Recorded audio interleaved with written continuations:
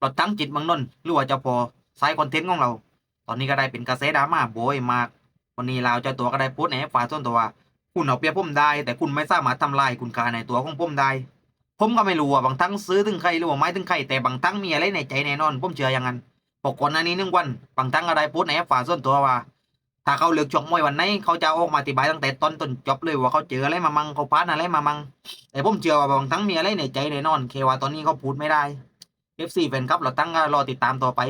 ส่วนสมาชิกแต่ไหนที่ยังไม่มีติดปลายนวมหรือว่ายังไม่มีชมรมครอบครัวที่อบอุ่นผมอยากให้เข้ามาเป็นครอบครัวเดียวกับผมนะมันอบอุ่นแน่นอนมันมีแต่ของดีๆมีทั้งกลุ่มมวย VIP กลุ่มบอล VIP มีทั้งมวยวู VIP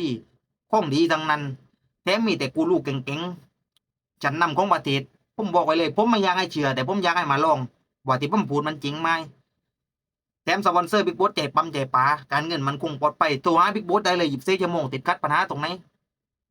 ฝากกดติดตามบิ๊กโบ๊ทไว้ด้วยจะได้ไม่พลาดข่าวสารดีๆในวงการมวย